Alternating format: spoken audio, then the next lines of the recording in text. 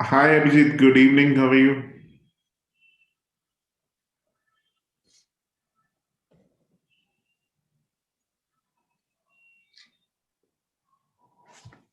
Hi, can you hear me, Abhijit?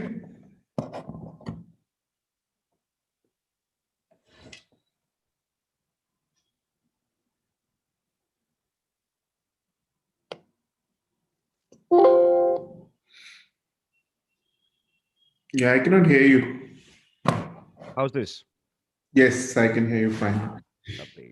Yeah, I was on the Google Meet link for. I think the Google Calendar sent out a Google Meet link, and, Oh, and then fortunately I checked my messages and I realized that you'd sent a Zoom link instead. oh, okay. Sorry about that. That's. This is the I one wonder that if is going. maybe that's what. Have you heard from Sumaya or? Not yet. I am just trying to send her a quick Yeah, last message. Haven't managed to get her number yet, but that's okay. She's quite frequent on that. Oh, well, she knows it's happening, so I'm sure she's on the ball. sure. Just a moment.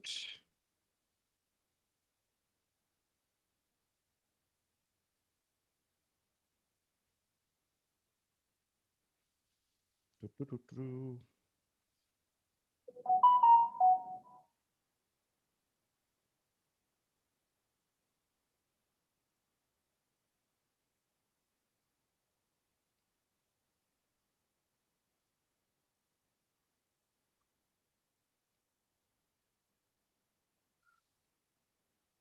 Go. And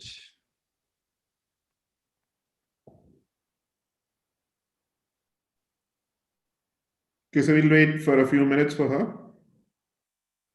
yeah, we'll just hang out. In the meantime, I was Mhm. wondering if you could also give us a bit of a an introduction and just kind of because all I have right now is what you have on your Twitter handle. Yeah, sure. Happy to do that. Hi, everyone. My name is Anant Bhan. I'm a physician by training, and I work as a researcher in global health, bioethics, and health policy. And I'm based in Bhopal in central India.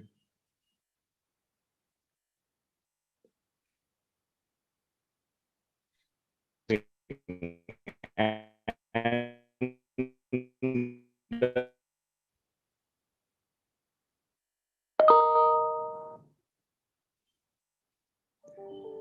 Hi, Abhijit. Your voice is breaking. Do you want to repeat that?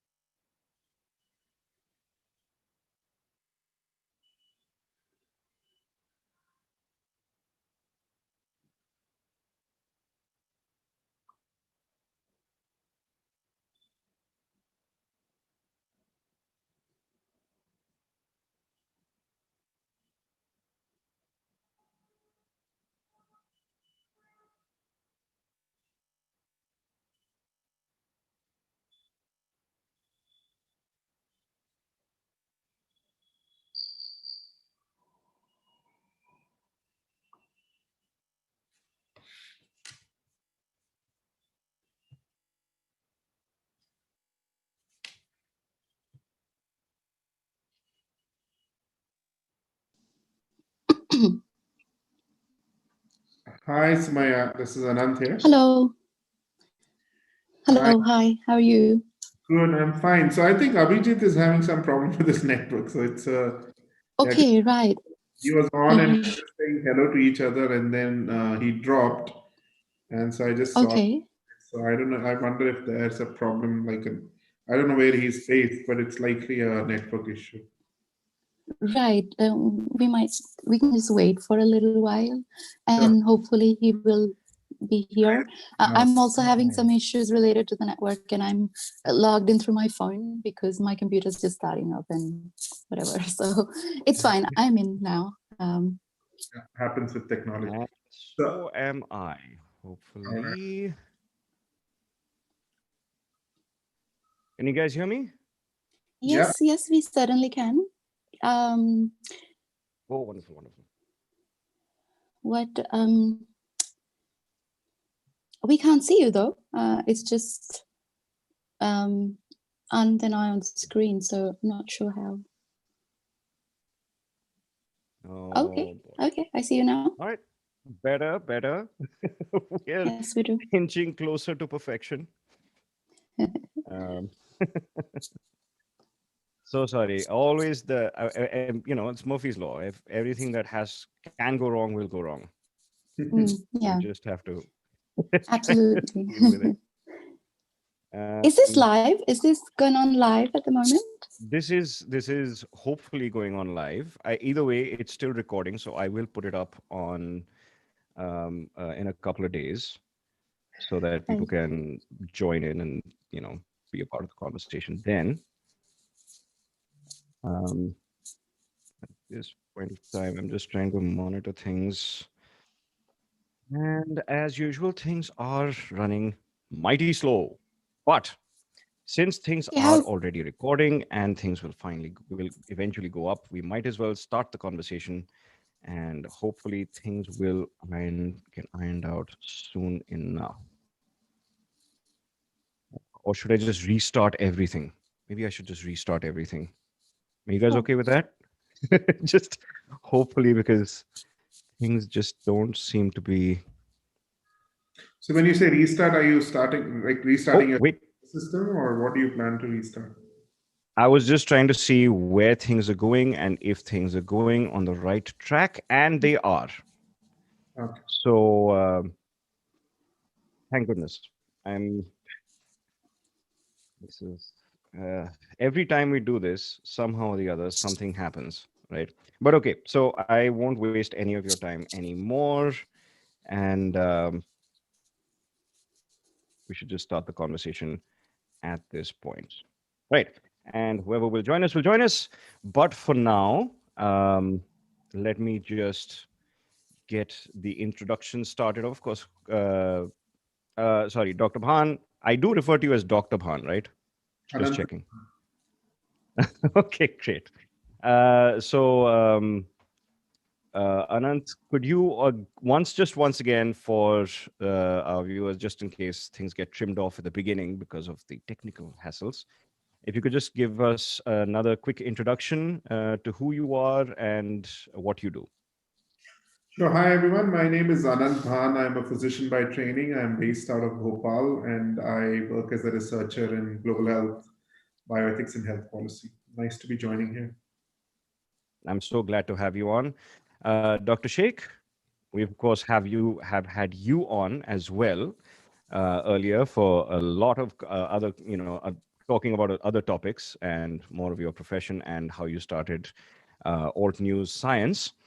But for those who are going to be joining us and seeing you for the first time on this channel, we'd love a little background on who you are and what you do as well. sure. So my name is Sumaiya Shaikh. I am based in Sweden, in this really small town called Linköping. It's a teaching hospital. I am a researcher here, primarily a medical scientist by training, a neuroscientist in particular. Majority of my research is based on physiology and now psychiatry. A large part of it is actually about human behavior and violence in particular. I started Alt News Science on the Alt News platform. It's a portal for fact checking in India. in the very early on, 3 years ago. And at that point, I did not realize that 3 years later or 4 years later, we'd be having this conversation about letting people who have no training in evidence-based science, allowing them to do surgery. So this is very unfortunate that such a long time, and it's even getting worse to what we started off before.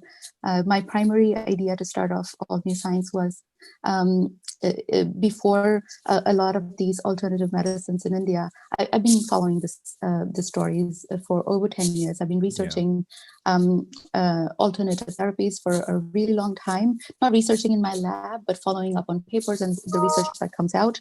I did do one of my summer projects with an alternative researcher in breast cancer, and I understood how data was collected and how data was analyzed, and I had deep doubts about how these therapies were working. So I really started to dig into what the science was all about.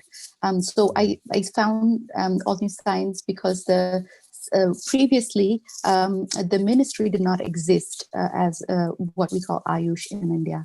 And before there were these centers of homeopathy and centers of Ayurveda, and then that got consolidated in 2015, late 2014, early 2015. It got consolidated into its own ministry, which is parallel to the main Ministry of Health, Welfare, Health and Family Welfare. So it's a parallel ministry, in the first time in the world, and the only country that has a parallel alternative science ministry. I won't call it alternative science, it's an alternative therapy system. Some of it's good, some of it's bad. But the importance and the focus of it was shifted very quickly away from the evidence-based science, and that kind of really motivated me to start this. So here we are, a couple of years later. Yeah, we've still been doing that. And our team is growing now, so that's what we do. Fantastic. And we did talk at length last time we spoke about Alt New Science and the importance of it. And of course, back then Patanjali had just launched and then quickly withdrawn its so-called COVID cure.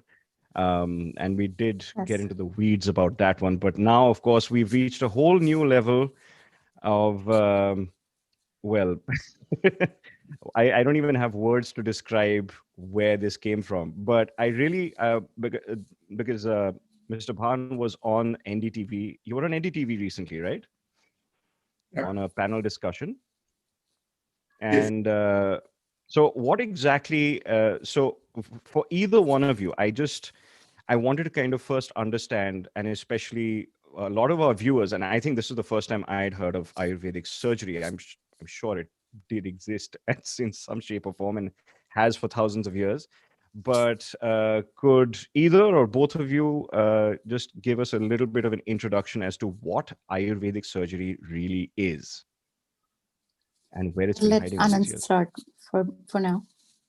Okay. Yeah, sure. Okay, so again, I'm not an expert on Ayurvedic surgery. I'm also not. Who is?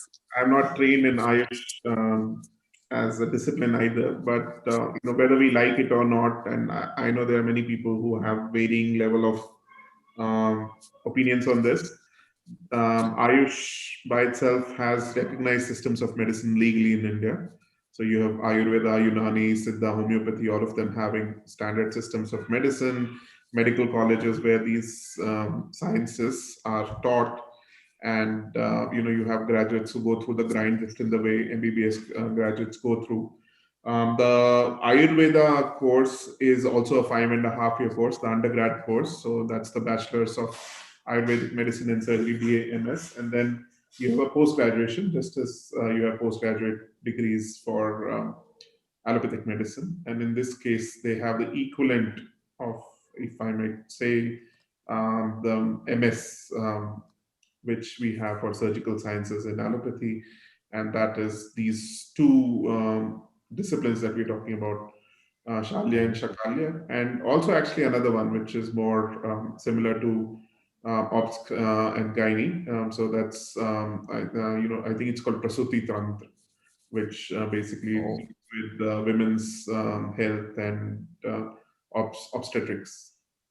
So that I don't think has been discussed so far in this notification. This notification seems to primarily revolve around Shalya and Chakalya Tantra, and those are primarily general surgery, orthopedic surgery, ENT, head and neck, and dentistry, sort of the equivalent in Ayurveda. Now, these Mhm. courses have been going on, as you were alluding to, for many years. And apparently, these surgeries have also been going on for many years, at least in some institutions. It seems to be the case that not every Ayurvedic medical college does have surgery departments, but some of the older ones and the larger ones do have them, both in the public and private sector. And it's indeed the case that surgeries are happening now. Are they actually following systems of surgical practice which only derive from Ayurveda, or are they actually mixing Ayurveda and the science of Ayurveda as it stands with allopathy is the moot question. And if that is Hmm. happening, what kind of a mixopathy, as it's being often referred to, or khichdi as it's being referred to by Ayurveda, that Yeah, is I've seen a lot of that very on Twitter. interesting. And I don't think anyone knows because it seems to also vary across institutions. It's been Yeah. the most, I think most Ayush practitioners who have worked in this domain seem to indicate that there is some element of involvement of allopathic surgeons in some kind of a Mhm. supervisory role. And if that is happening, then clearly allopathic surgeons or allopathic anesthetists or allopathic obstetricians or gynecologists are providing some degree of mentorship or supervision and obviously are participating in this practice, which again brings it into that gray zone. The other fact is that many allopathic hospitals, nursing homes employ Ayurvedic graduates to run OPDs, to run ICUs, to run wards. Mhm. So that is also the truth. So, I mean, those are the facts of the case. And it seems to be legal as per current norms in India. Ah, okay. I did have a discussion with Dr. Abhyankar, Dr. Shantanu Abhyankar, a while back, who did give me a really interesting insight into students of medicine who couldn't maybe get into a medical college initially, but then used the alt med path in learning Ayurveda and homeopathy to be able to get into at least small jobs in hospitals so they could at least start their career and kind of work their way up. So that is something that also opened my eyes to that situation, and then that has that is apparently the way things work in this country. But the question really is now is, do these students have the training to be able to do the kinds of surgery that they've been, well, allowed to do? At least the proposition has been. Yeah. So Yeah. So, Maya, do you want sorry, to carry go on. maybe before this question? I'll let you start because as many of you might know, I have very little education in India. I was there in my school time, in early school time. As a medical degree, I think how and the nuances of how people try to get into a medical degree, and these are the alternative pathways to get into one. Anant would be the best person to address that. And I think I'll add to it on top of that. So I'll let you go with that as well. Sure. So, yes, it's indeed the case that there's certainly much more footfall in allopathic hospitals and medical colleges. And it's also the case that there are many more surgeries happening in allopathic medical colleges and hospitals as compared to Mhm. Ayurvedic ones. So, if I were to be a surgeon or a health provider of any ilk, there's a few things which are there in the mix. One is obviously your base training, and that includes the number of patient interactions that you've had, the number of surgeries that you have done if you are training to be a surgeon. So that's the training part of it. The second part is establishing that I have the competency. Once I've been trained Mhm. or I've gone through a training period, then what is it that establishes me as being a professional who can independently conduct those kind of interventions, right? Because these are, after all invasive procedures. The third Yeah. is ensuring that there is some way of providing oversight, so that either you have a recertification program, you have an ongoing professional degree program of some kind, which ensures that over time, one, I am absorbing new knowledge, new ways of doing things better, and also that I'm Hmm. retaining my skills. And finally, I think the most important thing is what kind of patient outcomes are you seeing? Am I able to operate safely, and are patients getting better, or am I a risk factor? Because after all, it's a skill Hmm. set as well, and not everyone is a good surgeon, even if you're training to become a surgeon.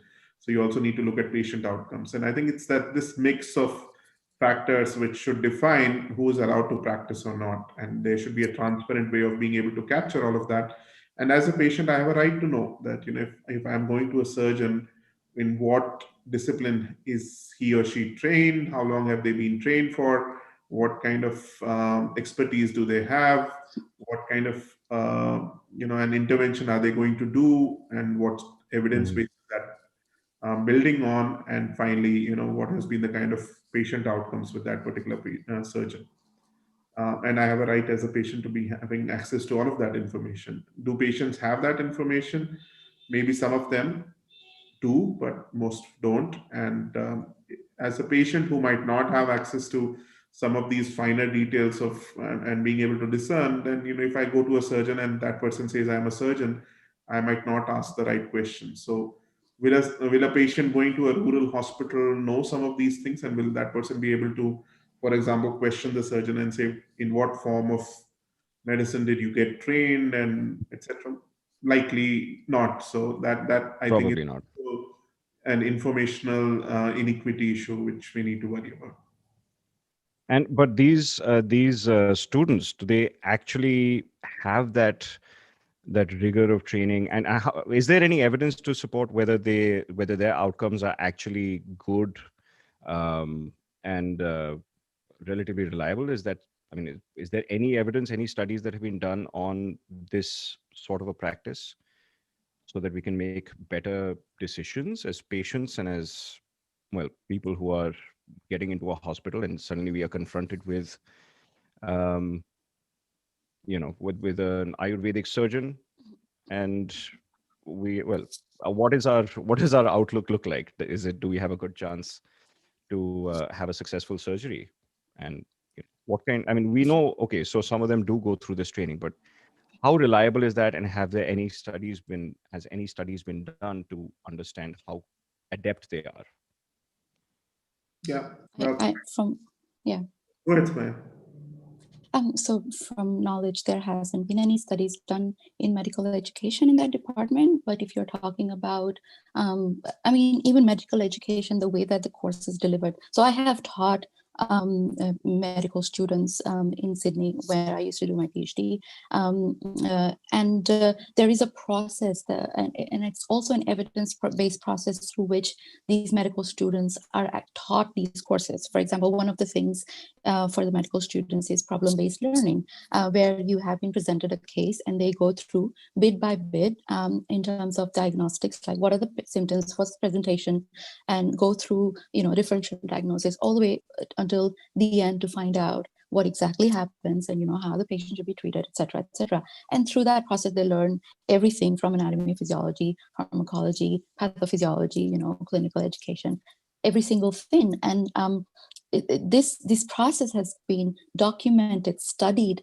in an evidence-based form by researchers who only research medical education, and how students learn these issues, and to what extent do we apply these type of practices to allow them to learn better, grasp them better, and apply them in their clinical life. So these type of studies has not been done. I mean, they've been doing, as Anand pointed out, they've been doing some of these things for a really long time. A lot of these alternative practitioners have been already practicing evidence-based medicine, but is that because of their evidence-based medicine training, or because they've established some, in an ad hoc way, they've established some protocols that you do this or you do that for a certain symptom. For example, antibiotics are being administered very frequently by people who don't understand how, the differences between, say, gram-positive, gram-negative, and, what are some of the things that apply to different infections. And then that thereby increasing the rate at which resistance is produced in the community. So some of these problems have already been existing. It's just that they haven't been studied properly. One, they haven't been, my main problem with this is actually factfulness in general, evidence in general. I remember I was on a TV program with one of the department, Ayurveda department at the time of Patanjali release, and one of the professors there, she was debating about how proteins can be modulated in up or down, so up regulated or down regulated, which means that you can make cells to or cause genes to like express those protein in an upwardly fashion or downwardly fashion, depending on what your body requires based on a certain set of Ayurvedic drugs.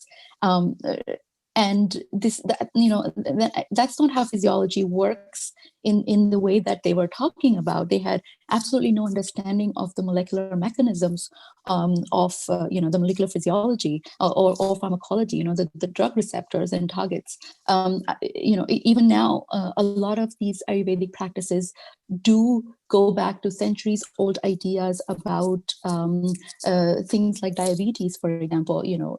They've known it way earlier than any other practitioners of medicine, that we have an increased level of sugar in our blood or urine in type 2 diabetes. But the cure to that they've been performing till to this date is giving the opposite of the sweet taste, which is something bitter, and the bitter gourd, and some of those things are being incorporated without understanding how insulin and pancreas and some of these interactions work. I'm not going to go into a lot of detail about that, but some of these things work in relation to diabetes, and what are some of the enzymes required, and the hormones and things like that. So I don't think they have any understanding the basics that you need, and that's what forms the formative years of medical education. The first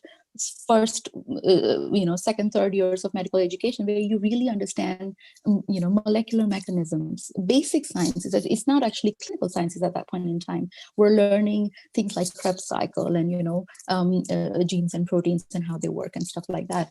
And I've done a thorough review of some of these papers that come out, the research papers that people like homeopaths publish, people like the Ayurveds in India, and dean of some of the homeopathic colleges have published, who try to allude that there are homeopathic drugs that actually switch the nature of our genes, and in such a way that they cause our immunity. I mean, it is very much like a lot of the, and I would want to refuse, I don't want to use the word, but it does seem like very quackery-like statements to make, that your DNA is going to change by giving a certain set of drugs. So my problem is the general method that they follow, which is not an unbiased evidence-based methods. And if you read the papers of whatever, like pick a drug that comes out, if you read the papers, the evidence that is used largely is not based on what we call the gold standard of scientific research. And clinical trials come way, way later. We're talking about the starting procedures. We talk about ex vivo, and then we talk about in vivo in healthy participants, et cetera, and we talk about the mechanisms to start with first. None of these have that kind of pathway to show that, where exactly is the drug working, what are specific targets.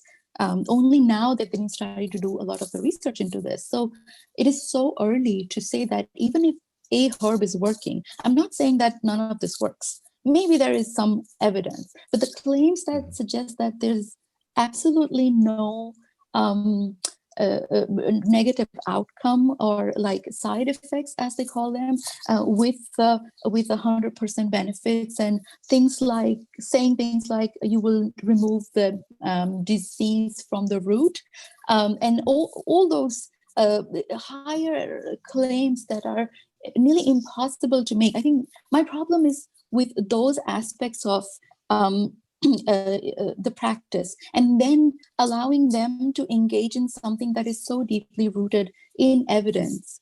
That becomes a problem, because we have to really rely on calculated, like say for example, anesthesia or any pharmacology that you're talking about. We have to really be calculative in terms of how much to administer based on the weight and based on the person. And it's not about just churning a few things in your pot and making balls out of herbs and giving it to patients, because what we're talking about is isolating the active compound. For example, curcumin, which is a part of the turmeric, which is the active compound of the turmeric. So you give a specific amount of curcumin to have some sort of an anti-inflammatory effect. Now that does work, and turmeric does have those properties, but in what extent? And studies have been shown that turmeric in a large quantity does not produce enough curcumin in our body to have the effect of what we call anti-inflammation. And if you do give purified curcumin to somebody, there are large side effects on liver and other processes, specifically metabolic side effects that we do not want. So my problem is those claims and exaggeration of the claims. The second thing of this is the effect of this on the general understanding of how evidence-based science is perceived. Now, if you raise the bar so high, where the research is and the clinical practice is largely focused on removing a certain illness completely, which is next to impossible, which is, you can never have that. For example, in diabetes, in type 2 diabetes, you always have to manage a problem. You're not going to be able to get rid of it completely. So the way you perceive medicine and then the cost associated with it is completely changed. So you're creating a population where people don't understand what to expect from medicine anymore. You don't understand the scientific process of it. And then having them say as this type of medical system is acceptable more than the other types of medical system, it goes into a negative cycle where more and more people are saying, yes, let's go to the other guys who are promising us good outcomes, who are saying there are going to be no side effects, and they're saying that we're going to remove it from the root. And on top of that, of course, it is way cheaper than to go to a regular physician. So those sort of things are, and you combine the problems with their factfulness and their lack of understanding in creating the blunders that they've created when it comes to microbial resistance and other things, and then formalizing that. I think that becomes a huge problem. I'm not saying that those things don't have value. My problem is having them incorporated into a public health system where the taxpayers' money is thrown at, achieving something that is next to impossible within that system. I think they need to go a lot more in research to establish what they want to establish, to find out what they're after, and then maybe they could become the evidence-based practitioners themselves. But till then, till that is established, I think we have a long way to go. And having surgeries specifically, like Anant pointed out, how are you going to achieve anesthesia in dentistry when the belief system is deeply rooted, going against what they call allopathy, what we call evidence-based medication? They have to administer some sort of a sodium channel blockers. Do they understand what sodium channel blockers are? Do they understand how do they work? Or calcium channels or potassium channels, and what they do in your cells to produce that anesthetic effect, to block those nerve signals? If they don't understand the basis of how you get rid of pain, and then it's impossible for them to create, to participate in surgeries that use that processes, that require those processes. Sure, you can say there will be an anesthetist and they'll look after it. But I think what we're really digging ourselves a deeper hole than what we're already into. Yeah, So, absolutely. And this is not, I mean, it's not just a preparation. It's not just an herb or sorry, a Abhijit, I complex just wanted mixture you of to let herbs. me in. Sorry to break you. I Right. just wanted you to let me in into my computer is starting up, and I'd rather do it. Oh, is Instead of holding that my phone, I'd rather. Yes. is that that some SH886? Yes, That one? yes, that's the one. Sorry, it's my work Oh, account, okay. but yes, thank you. All right. And I'll Come on join you in from there. again.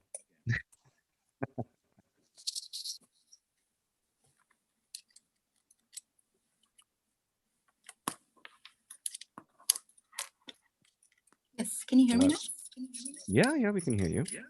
But you're not from the laptop. Is it fine now? There we go. Yes, perfect. Wonderful, wonderful. I was wondering who that was. I was like, oh, somebody's trying to break in. Yeah, sorry, my Mac was playing up, but yeah, sorry, No sorry to problem. bother you. Yeah. Yeah, I know.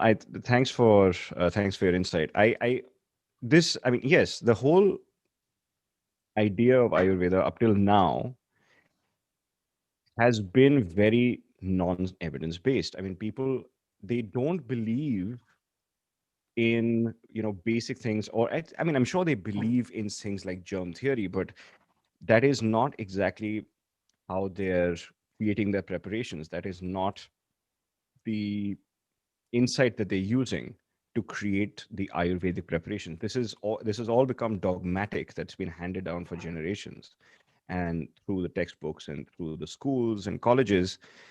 And we are talking about Vata, Pitta, Kapha, and you know, and the imbalances that cause disease.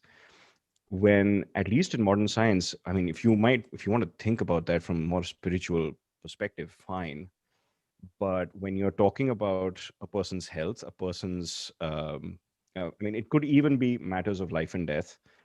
We have to understand the root causes. And as much as alternative practitioners like to say that you're not that modern medicine doesn't tackle root causes, it only tackles symptoms. And it seems to me that it's exactly the other way around. A lot of homeopaths and Ayurveds focus on the symptoms that you have before prescribing the medicines and giving you a diagnosis, while as modern medicine tries to find the root cause. And surgery is one of those processes that tries to get to the root cause or the root problem, um, and solve that from inside, from an through an invasive procedure. So it's extremely troubling. Like, okay, fine, you're giving herbs, etc., etc. Some of them could be harmful, some of them might not be harmful, but then the government is now proposing to put the scalpel in the hand of a person who might not, there's a chance they might not have had a rigorous enough training to to know where to put the scalpel, to know the vital signs, and to understand where the root cause is, to make the incision in the right place and actually do the surgery accurately. Unless they go through the full regime of training that a surgeon goes through, I find it extreme. I mean, yeah, I can pop a pill. I wouldn't mind if somebody says you have to have this. I've had surgeons, regular allopathic surgeons, who have recommended I have turmeric to reduce inflammation, which I can pop because I know that nothing much is going to happen from that. I'm not going to have such large quantities that it's going to affect me in any other harmful way. I can do that. But the surgery itself is so invasive, it makes me extremely nervous to know there might be now people out there who might not have had the thorough training and are going to be performing certain surgeries. But do either of you think that there is any form of surgery, like they have basically said general surgery, ENT, ophthalmology, ortho, and dental procedures, which they are proposing that Ayurvedic practitioners can now start taking up. But are there any procedures, do you think, that might actually have a possibility of being conducted accurately and with the standards of care required? I mean, something like dental procedures, maybe it doesn't seem that scary to me, at least, as a layperson. But Dr. Bhan, would you, Mr. Bhan, would you like to comment on are there any of these surgeries do you think would be an easier entry point for these practitioners to get into surgery from, or is everything off the table? What do you think? Yeah, so I think there's a certain science to everything, right? And whether it's a minor surgical procedure, a major surgical procedure, whether it's a dental procedure, whether it's a non-dental procedure, I think at the end of the day, what is important is what is the evidence base? Are you sure that you've had enough experience doing those procedures? What are the kind of patient outcomes? Is it something where there has been an evolution of knowledge so that you're doing things better? If you are doing something which was the norm 2000, 3000 years ago, then how are you incorporating newer knowledge about that organ system, about a safer way of doing things, what to have as an add-on, what to not have as an add-on? So all of those are things you would expect of any science, and especially so of medical science where there is an invasive element to it. It's likely that the current practice which is happening has amalgamated into it a lot of allopathic components, whether that be anesthesiology, whether that be the use of antibiotics, whether that is the techniques. And that is where I guess there is confusion, right? That, is this really a pure form of a science? And, we might disagree on what science means in that particular context, but at least based on some kind of a standardized way of doing things. Or is it just a mix of various things and we just don't know whether that is standardized or not? For example, are they doing things by the book, or have they added on elements as part of their practice from allopathy? And finally, what you're getting is actually a mix of things, which no one has a reasonable level of confidence about that, is that the right mix of things for a safe patient outcome? So I think in the interest of protecting patient safety, we need clarity on that. And that is the role of a regulator, or that is the governance role which the government has to play. And by just listing out procedures but not delving into those issues is where I think we've had a bit of a regulatory failure, or a major regulatory failure, because I don't think we have clarity. What we just now have is a list of permissible procedures which graduates of these two disciplines can do. But is that based on sound science and an understanding of what should be required for someone to be allowed to do surgery of that kind is still unclear to me. And I think that's where a lot of the differences. That having been said, I don't think we have perfection in allopathy either. I mean, I think if you look at the way allopathic surgery or allopathic training is happening now, even though there is some degree of standardization, I think there's still a lot to be desired in terms of ensuring competency and ensuring that graduates, both at the MBBS level and the postgraduate level, are actually trained enough rigorously and evaluated prior to be allowed to do independent surgery, for example. And do they get those opportunities? Is that something which is systematically documented and provided um, and registered, and there's data available? Probably depends very much on where you get trained, a government college, a private college, with what kind of patient drainage, how many procedures, etc. So I think there's certainly more need for discernment even at that level. But at least broadly within these two areas, I think we are in a situation now where probably there is a lot of confusion and a lot of gray zones being created, more than earlier, and that is certainly not good for patient health. For sure, I would. That's absolutely very true. And it's surprising how a government can take this kind of a step without having any data to support it. But of course, I mean, we have seen before about a lot of steps that they've taken in other fields where there's been absolutely no data to support any of their decisions. It seems Just one more thing of a that I'd like to dogmatic add. decision than anything else. Yeah, Sorry, sorry. sir. There's just one more thing I'd like to add. I totally agree with Anant here, but increasingly we've been seeing that there's a regulatory problems in the process. But I see it as a process where they're unable to identify, they're unable, they want to keep up with, the establishment wants to keep up with a lot of the research that is happening at that scale on the evidence-based side, and they are introducing a lot of measures to get the alternative practitioners to do research in accordance with the practices of the gold standard science that has been created. But there's the lack of, there's disparity where those two things are colliding. I think instead of adding regulation to the clinical practice and the practicing front, they should be adding regulatory measures at the very start of the process where these people have been getting training. So instead of having a regular medical degree where you've got all your evidence-based science or the regular science that we talk about, and then you have these other courses, perhaps we could have a design, a course where you have all the regular the evidence-based science that we see in any MD course, or in India it's called MBBS. The people outside of India don't actually do an MBBS. It's generally an MD with a medical science degree. So most of these people should have, say, like an add-on module during their formative years to really see in a very unbiased way what these other alternative procedures are, and allow them to see it from a historical perspective, and through that context, and say, when I studied these things, I understood that historically some of these branches were very radical and actually very progressive for that particular period. But as time passed, they kind of stagnated in terms of what their science could be, and to suggest that, for example, in particularly homeopathy, that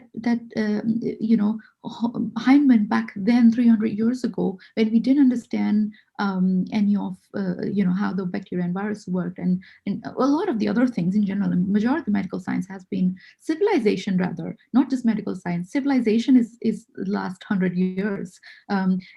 So 300 years ago, to have a complete system of medicine established in such a way that we do not need any more progress in the system, I think that is a flawed theory. But allow them to have another module to look at these in an unbiased way, to study them and then compare it. Let them compare it with what they are practicing, and then if eventually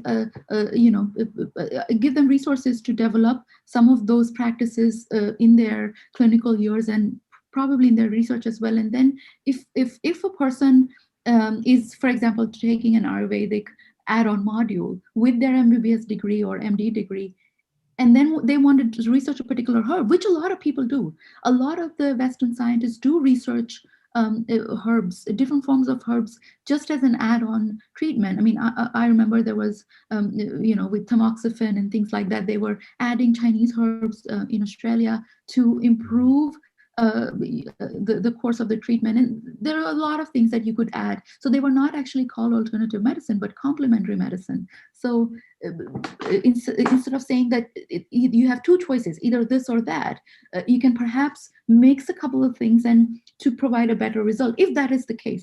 I don't know to what extent that could depend on individual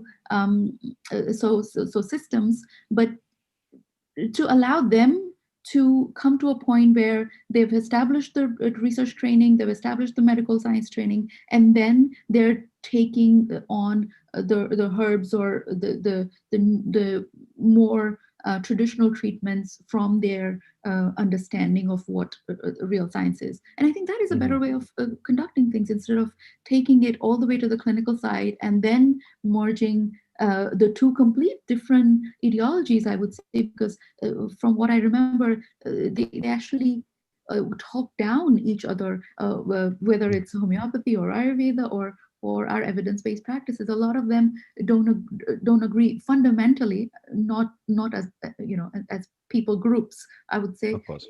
in the theories, they don't agree with each other, and I think the easier way to blend them together is to introduce them early on and then allow them to see what what it is for real self. And the second thing, I think, as very correctly Anant pointed out that there are so many problems with our existing medical system which needs to be fixed. And one of the biggest problems that I see is not just, the regulation and the training and the things that we are doing within the practice, but also how the funding works around these things. A lot of these things are privatized to a huge extent. And I mean, you see how America is, and in particular how COVID was tackled there, and people's access to healthcare system was really questioned in a pandemic like this, where everybody needs healthcare, regardless of whether you can afford it or not.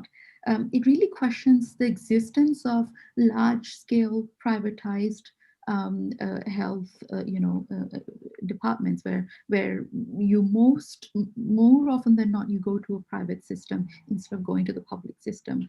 I mean, we have great things like NHS to compare with. Australia has a great system. Where I live in Sweden, in Scandinavia in general, we have a great public health system. So banning is never a solution. If you ban something, they come out in a bigger force, which becomes a bit more radical, which becomes almost like an ideology that they want to fight for. So allow them to have their practices in a private system, not get funded through the public system, and have the general medicine that as a universal health, what we call. So the entire medical system merge into something like what the NHS is, into the public system. And by doing that, one of the biggest challenges with towards the evidence-based medicine, or what you guys call allopathy, is that the people are only there to make money. Like the doctor's interest is primarily with how much they make, and evidence-based people push patients into spending as much as possible without the realization that they may not be able to afford it, and that's why they get driven towards these cheaper alternatives. But if everything becomes public, it's just the whether it's the nurse or the consultant or the surgeon or the junior medical officer, what they're doing is just doing a job, and they get salary, and that's all they're doing. It doesn't matter for them personally how, in what way they treat. It doesn't matter. They want to, everybody just focusing on good outcomes, good clinical outcomes for the patient, and nothing else. They're not focusing on the profits. And by doing that, you change the way the medicine is perceived. Because if I go to a doctor, or if I go to a second doctor the day after, I know that there will be diverging opinions on how, somewhat diverging opinions on how it's been treated, but they would not want to give me a different option that should not be available to me. Surgery for simple ear infection, for example, just a basic example. It should not be there for me to decide that, do I want to do this or not, because I don't know it better. The doctor knows better. So a public health system kind of eliminates that viewpoint, and eliminates the need for anybody to go to an alternative system. And if they do want to go there, despite that, sure, go through a private route, and leave this only for public, leave the evidence-based care only for public medicine and nothing else.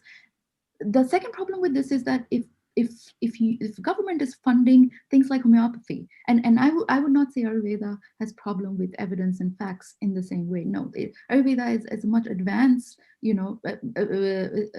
wouldn't say science, but practice in general, because a lot of the medicine gets derived from herbs and stuff like that. They just haven't formalized it in the way that they should be. It actually and has stuff in it, as exactly compared to but with homeopathy, which has nothing in it. nothing.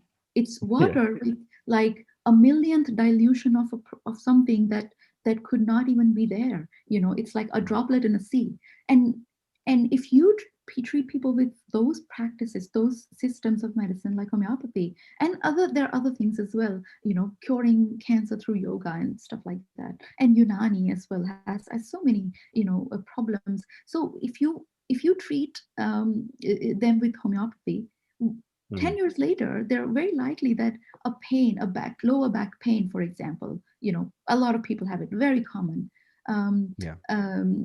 Lower back pain can become a lot more chronic And then they come back 10 years later with a bigger complication, which is another burden on the public health system. So having all these therapies in public health system actually increases the burden on the system. What you want And to we be have an achieving is overstrained that, system as it is. yeah, what you want to be achieving is that the patient should be coming to the doctor as little as possible. And at first point of contact, you should be making sure that they don't keep coming back, and you don't give them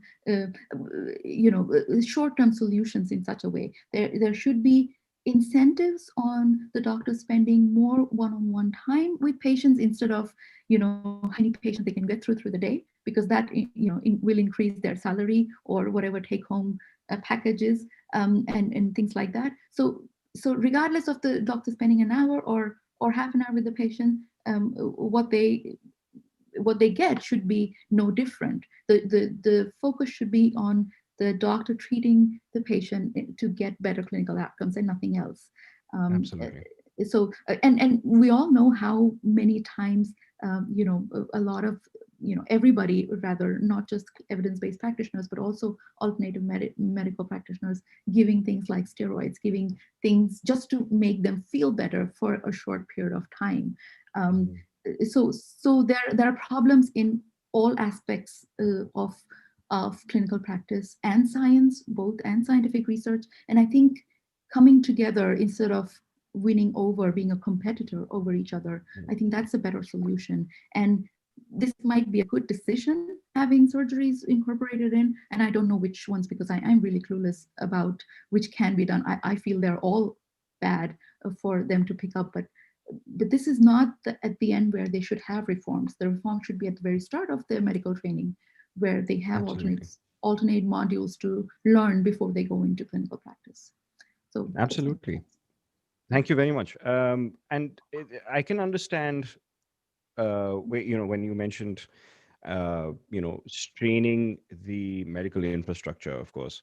But Mr. Bhan, what is the situation in our medical infrastructure at this point of time? Was this move motivated by the need for more surgical hands available? Are we running a shortage? Is there any motivation from the ground realities of the shortcomings of the Indian medical infrastructure, or do you think this was motivated by something else? Yeah, so it's a bit unclear. I mean, what they've done is basically just sent out a notification with a list of surgeries, which apparently postgraduates who finish those two disciplines are trained in doing.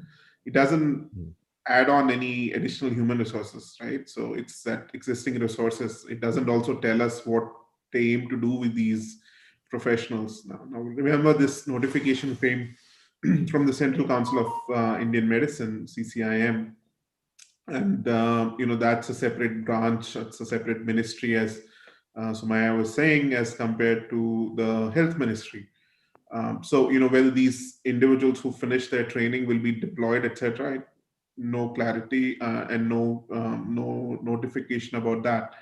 At the end of the day, it doesn't really matter whether you're an urban patient or rural patient. Whichever part of India you are, you should be getting quality access to healthcare, and that access to healthcare should be evidence-based, and it should be based on a pathy or a form of medical science where there is an absolute level of trust that there is safety attached to it, there's efficacy, and that it is based on an evidence base which has accumulated over time. So does the government hope that these surgeons will be redeployed for some of that other scarcity of resources that we have? I don't know, but I hope that is not the case, because I wouldn't want that to be indeed a way of making up a shortage of specialists, especially surgeons in, say, rural parts of India. I don't think this is the right solution for that. You might want to do it in different ways, like increasing the number of postgraduate seats by incentivizing practicing in rural area. There are multiple models which could work, but I don't think this is the right model. That having been said, there are many procedures for which you don't necessarily require specialists. And I'm not talking about specifically surgery, but many forms of healthcare can be delivered by non-specialists, by frontline health providers, by intermediary health professionals like community health officers who are mid-level providers. And that is a science which there is a lot of evidence for. So that is typically what is known as task sharing. And there have been many, many experiments across the world, including in India, on doing good quality task sharing, where there is both training, oversight, and, demonstration of what is possible to do. So that we should certainly be seeing more of. And I think there's enough to draw from in terms of global evidence, which can be incorporated so that you don't need to go for every small thing to a specialist. So that first level care can be provided by a well-trained frontline provider. So that only those people who really need to should be getting a referral to go to a specialist. What actually happens in many cases in India is that even for a simple headache or a running nose or a cough, you end up going to a tertiary medical college hospital and crowding the OPD, right? And Yeah. and as someone who's highly specialized and working in a medical college, why should I have to see patients who could be well handled by primary care or secondary care? And that is part of the problem with our system, is that we have a very lopsided and dysfunctional referral system.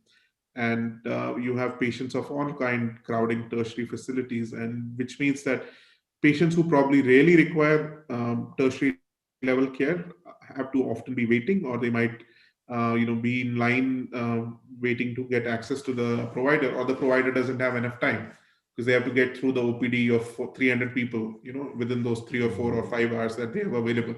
So on patients where they should be spending more time, they don't just have that capacity and time availability, and that is something we need to worry about. So that's why I think we need the whole system to be reformed in a way that it's structured, it follows evidence. It's also working right from prevention, promotion, access to healthcare, and defining very clearly what needs to be handled at every level.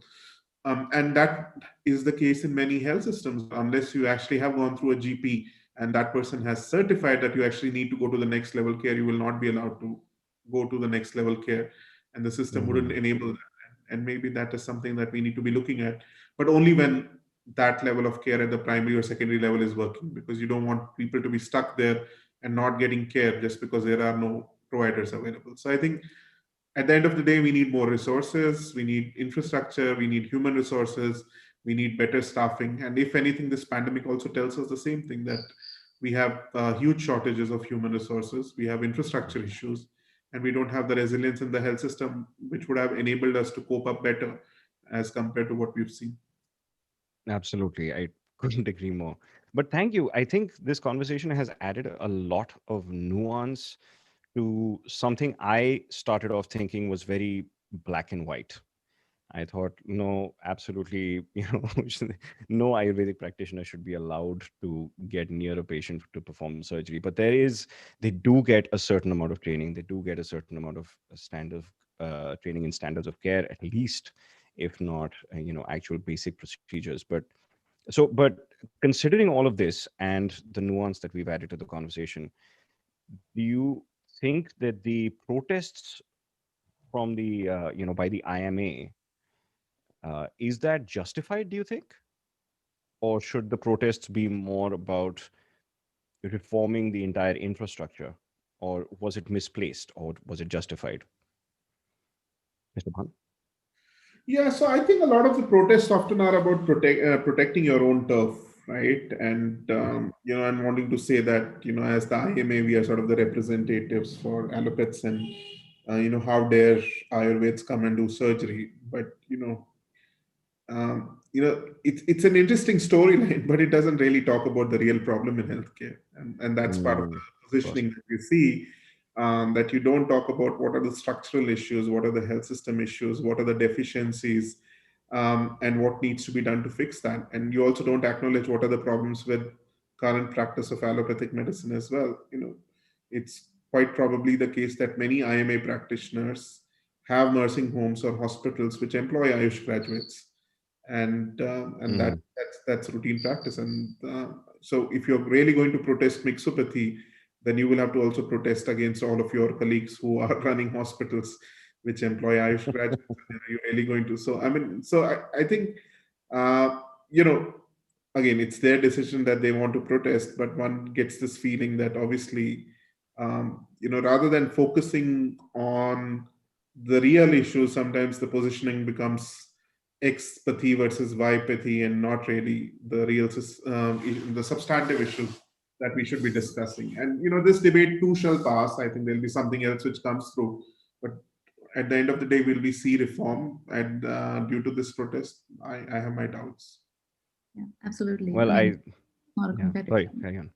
Yeah, it's not a competition. I said absolutely. I mean, it has to come down to what we can create as a result of that, and we haven't been focusing enough on changing the infrastructure or changing the way COVID has been handled in India. I mean, we all know that there are huge issues with what is happening, hospital queues, missing infrastructure and beds, and all sorts of things, and we haven't really looked at how these things can be managed. And the focus right now from the IMA has become about not allowing surgeries by Ayurveda, but why aren't people, regular people who have very little access to medicine, or not just proper medicine, any advice or healthcare, rather, not just medicine, healthcare in general, or even a practicing nurse.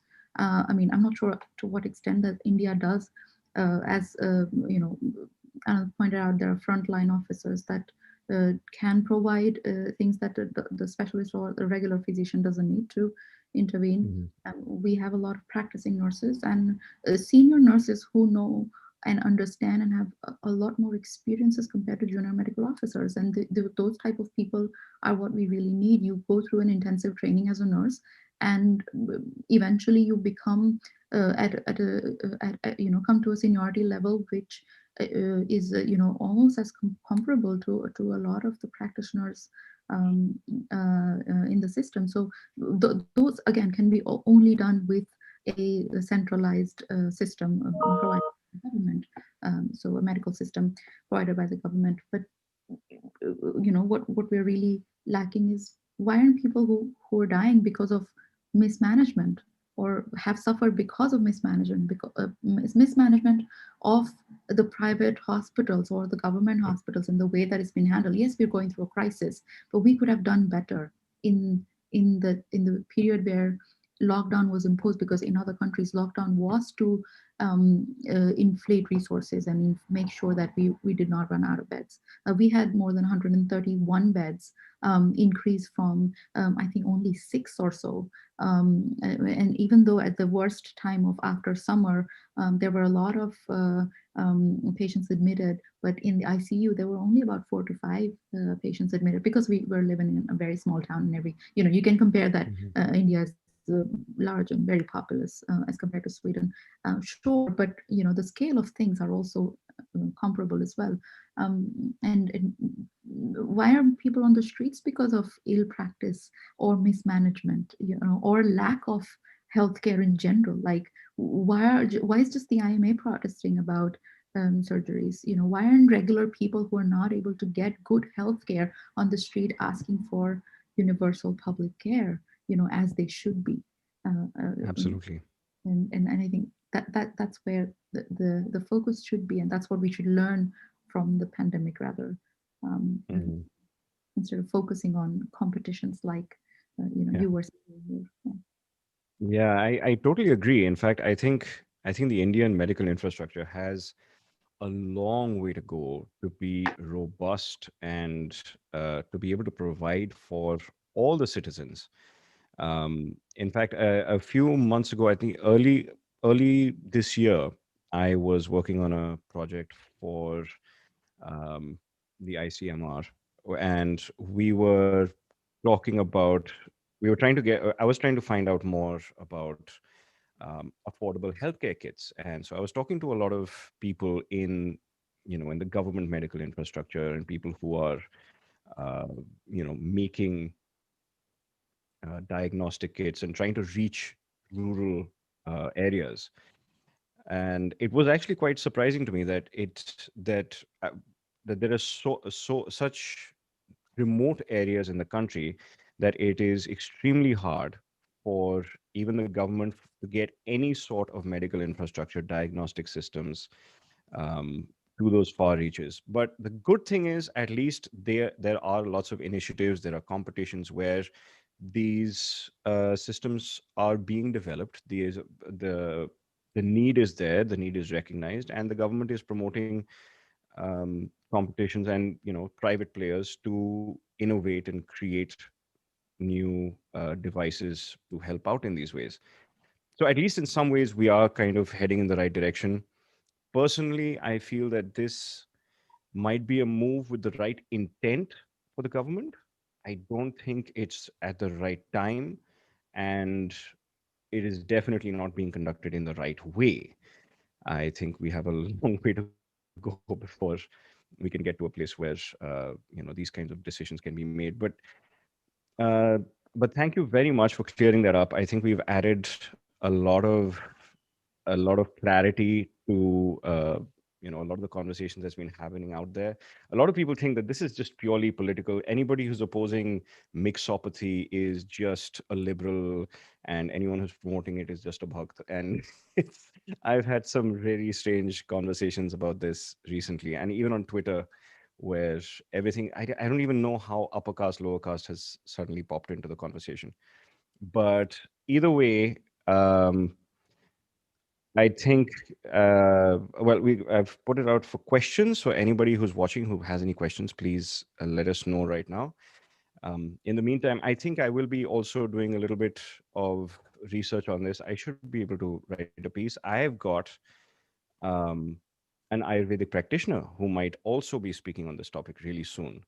So I'll let you guys know when that pops up. And but thank you both for your time. Thank you both for the clarity that you have provided. As always, this is not black and white. This is many shades of gray. And even though there are lots of things that our government should be focusing on, and I think evidence-based medicine and research into Ayurveda and its practices, proper randomized control trials, rigorous scientific research to find molecules that actually work. I think we as a country are at a prime place and a position to be able to start that kind of research and kind of lead it forward to understand what works and what doesn't, whether it's surgery, whether it's Ayurvedic preparations. I think that is something that we as a country, as a government, I think that is something that we should be promoting. We have the access to the practitioners, we have access to all the herbs, all the preparations, all the texts to be able to really dig into it and take normal modern medicine further to see compounds that might actually do things that we didn't think we had solutions for, to be able to solve problems that we didn't think we had solutions for. But unfortunately, as with this, as it is with a lot of Ayurvedic practitioners and even some people in our government, it's more about dogma and taking forward ideologies rather than pushing the entire field forward. Anyway, that's my two bits. Just to wrap things up, just like to ask both of you: is there something that we can do as individuals to uh, to take forward the initiatives that should be taken forward to tell the government that we need to strengthen our infrastructure, we need more evidence-based medicine, if there are alternative practitioners going in to do surgeries, then we should ensure that their training is complete and that they have the training that they need to be able to conduct the surgeries that they do. And of course the same goes for doctors, etc. But do either of you have any comments on how lay people can just kind of push the ball in the right direction and maybe get our voices heard? Dr. Sheikh, maybe? Um, sure. Um, I think to be more informed, rather, a lot of people say that don't Google your symptoms before you go to the doctor, this and that. But understand, have at least some background or some understanding of how these things work, and what can cause some of these things. And Google probably is not the best way to go, but have a lot of questions when you, at least maybe you don't understand everything when you read. Not everybody has the capacity to get everything that a textbook is writing, or an article is writing. So have a lot of questions ready. Read up a little bit about it, and some of the things that can cause some of the symptoms that they're experiencing, and go to a doctor with a lot of questions. That is your primary healthcare provider, your physician, a general physician, and then let the general physician decide where the next step should be. If that problem needs to be resolved at that particular point in time, great. If that physician decides to allow you to go to a specialist, that's what the route needs to be. So don't walk up to a specialist right away. You know, and also don't like healthcare should be a right. You know, just like you know, you expect healthcare to keep the overall health of the country to a certain state. It is not a service that you get in return for money. I think the the understanding of places, you know, people like Indians in particular in India, is that healthcare is a service that I'm paying for. So if I pay something better or a higher mark, I should be able to get better healthcare. But I think that's the notion that needs to be kind of challenged in such a way that we don't believe that better healthcare only comes with better money. You know, it should be a competent doctor who gives you that kind of healthcare, and the disease or the problem that you're facing kind of determines the outcome of what your, you know, prognosis is going to be like, and you know what you end up with. So not throwing more money at the physician or at the hospital. Yes, maybe a little bit of comfort might increase as better bad, but the health service is not going to drastically change. So that's the notion that people should have. And then again, I cannot emphasize enough on public universal healthcare. I think this is one of the most important points that we've come globally, as you know, during this pandemic, that we need to have access for all healthcare, where not a single person, you know, I think one of the ministers also made a statement that not everybody will be able to get a vaccine, at least initially, or I would hope everybody would be able to get. And why is this a matter of debate in the first place? This should be the most important thing that we do: get everyone out of the pandemic, like whether they can afford it or not. They should be able to get vaccines for everybody.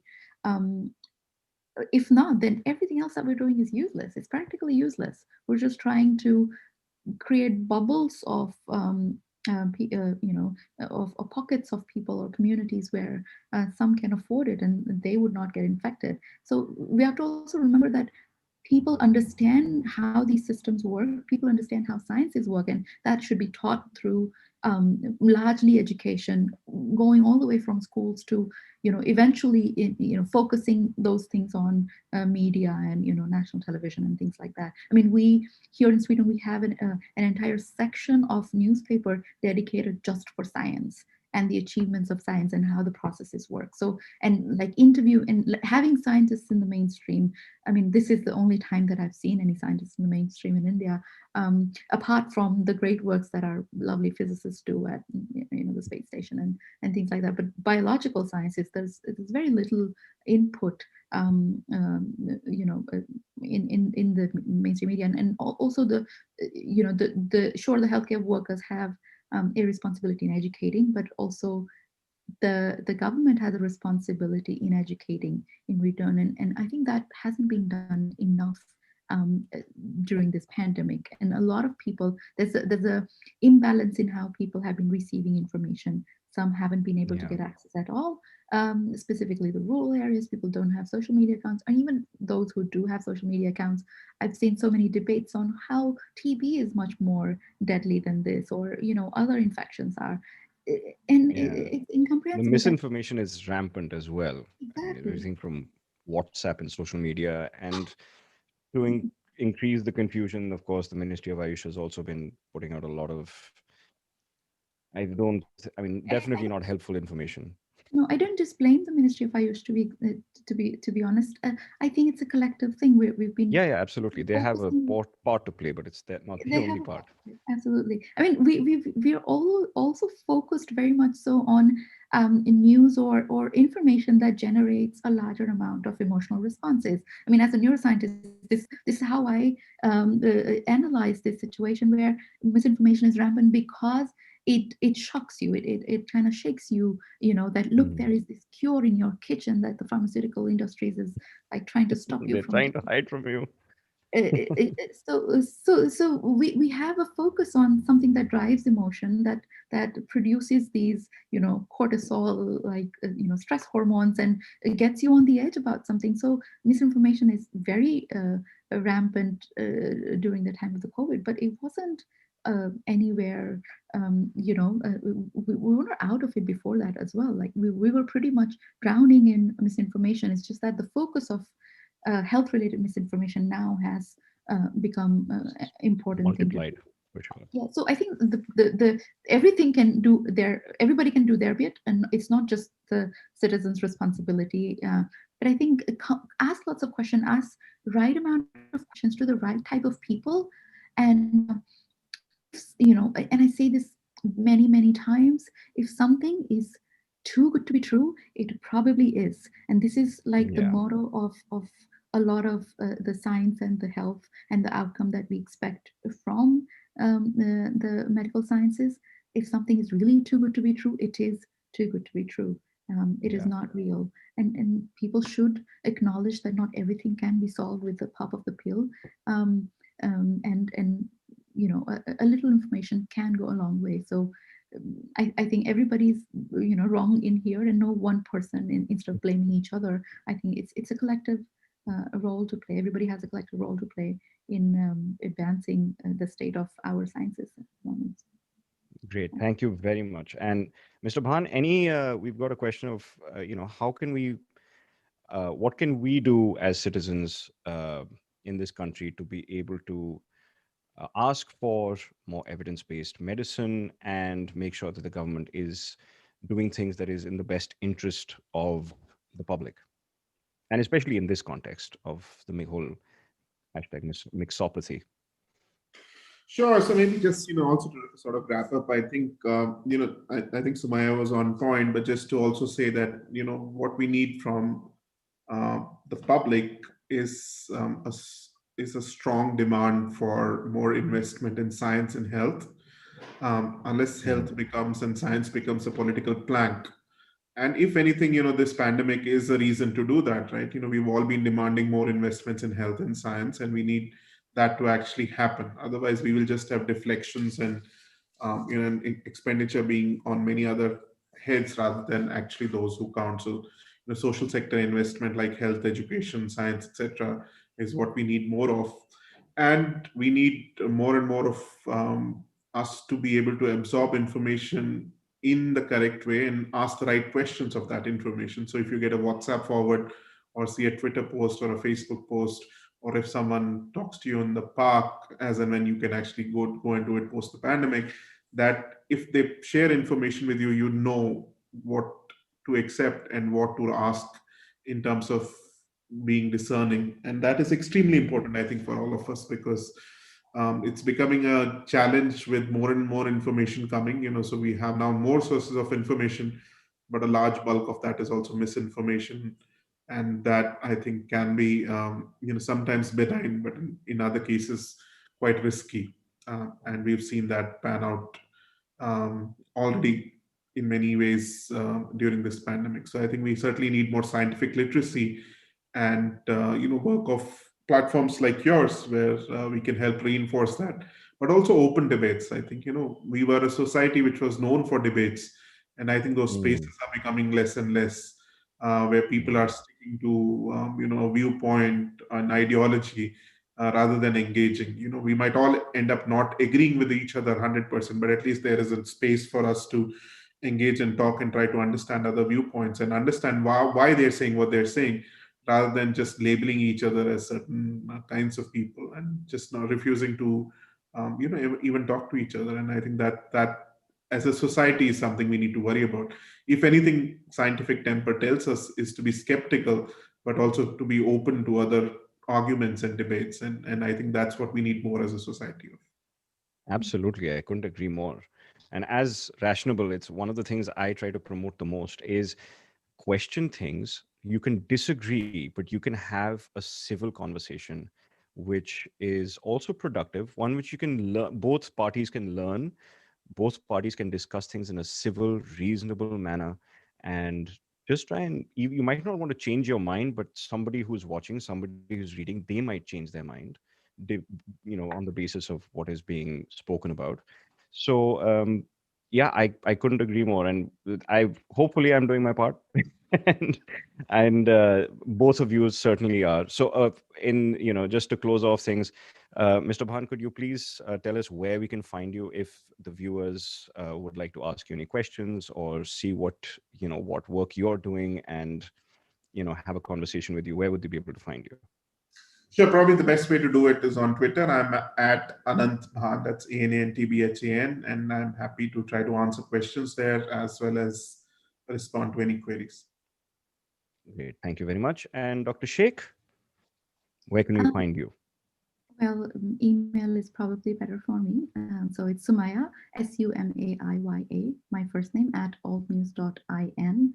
I'm also on Twitter It's at 16 hours. Sorry, that's my computer.